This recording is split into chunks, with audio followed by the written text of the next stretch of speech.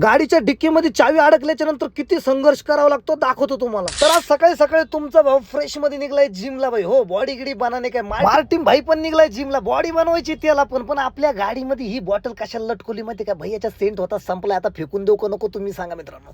गाडी गारा घेतली तुमच्या भावाने, डायरेक्ट लावून दिली फिटम पाईनच्या खाली. पण तुम्हाला माहिती आहे का, आपले शूज ठेवायला बॅग नाही भाई. वाईट परिस्थिती म्हणून मी डिक्की मध्ये शूज ठेवतो भाई. आणि ते पण शूज कोण दिलेले माहिती का? आजयने गिफ्ट केलेले बर्थडेचे भाई. काय सांगा, माझं काम आहे ना सगळे झेंड्यावर आता भाई, झेंड्यावर. पण तुम्हाला माहिती का, आपला पुष्पा अजून यायचा बाकी. मग काय, पुष्पा भाऊला फोन लावला आपल्या मार्टिन भाईनी. पुष्पा भाऊ लगेच भाई इतका फास्ट आला ना त्याची ब्लॅक परी घेऊन. काय सांगावं तुम्हाला, याचं काम कसं आहे माहितीये का भाई? खुकार काम आहे, नुसतं पिसाळ्यावानी कार्यक्रम आहे. मग काय, पटापट जिम मध्ये एंट्री केली तुमच्या भावाने. जिमचं वातावरण तर लय भारी होतं ना भाई. आणि एंट्री केल्या केल्या पहिले आपला तिरंगा दिसला, देशाची शान. आणि त्याच्यानंतर फिट अँड फाईनचं वातावरण तर लय भारी होतं मित्रांनो. आधी जिमच्या सरांना भेटलो, त्याच्यानंतर ट्रेनरला भाई. यांना भेटल्याच्या नंतर आपल्याला आपले दोस्त पण भेटले. पण ह्या मॅडमने 15 किलो वजन कमी केलं भाई. लय आनंदाची गोष्ट आहे. आणि तुमच्या भावाला सुद्धा 20 किलो कमी करायचं यार, एकदम फिट व्हायचं. फिट सोशल मीडियावरती काम करायचं ना, तर 20 किलो वजन लॉसच करायचं. एक जणांनी तर 29 किलो वजन कमी केलं या जिम मध्ये भाई. आपल्याला पण वजन कमी केल्याशिवाय राहायचं नाही भाई. मार्टिन भाई तर आल्या ट्रायसेप वर भेटला. मग काय, आपला पुष्पा भाऊनी मस्त प्लेटा लावल्या, पहिला सेट माझ्या बोखंडी दिला. मार म्हणे, मार, बॉडी बनवायची, मार.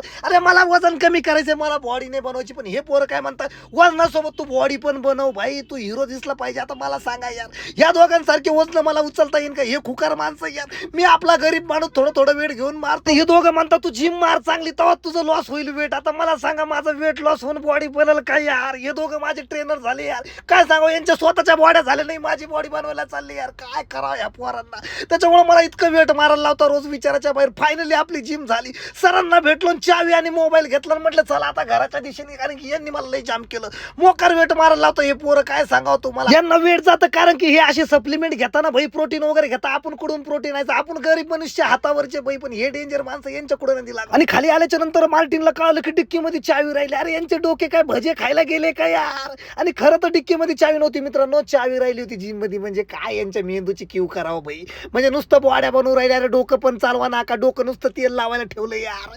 काय मूर्खपणा आहे तुमचा, बघू शकता मित्रांनो. फायनली त्यांनी जिम मधून चावी आणली आणि डायरेक्ट निघला ना पुष्पा भाऊ गॉगल घालून. म्हणे गाडी धुवायची, मला घ्यायला ये म्हणे, ही गाडी लावतो. म्हटलं चालल. मग काय, आम्ही डायरेक्ट सर्व्हिस स्टेशनच्या दिशेने निघलो आणि डायरेक्ट गाडी लावली सर्व्हिस स्टेशनला. आणि मस्त म्हटलं भावाला चकाचक धुई बर का, गाड्या भारीत होतो याचा विषय हाड आहे मित्रांनो. मग काय, डायरेक्ट निघलो. आपला पुष्पा भाऊ गाडीत बसायला तयार नाही ना. म्हणे तुझी गाडी एकदम चकाचक खराब होईल. आता मला सांगा, मित्र महत्वाचा का गाडी महत्वाची? अरे बस म्हटलं बाबा, बस भरू दे गाडी, मी धुतो साफ करतो ना भाई. मग काय, पुष्पा भाऊ आम्ही बसलो, डायरेक्ट निघलो घरच्या दिशेने. चला मित्रांनो, भेटू नेक्स्ट ब्लॉग मध्ये. तोपर्यंत लाईक करा, फॉलो करा, मराठी ब्लॉगरला सपोर्ट करा ना पब्लिक.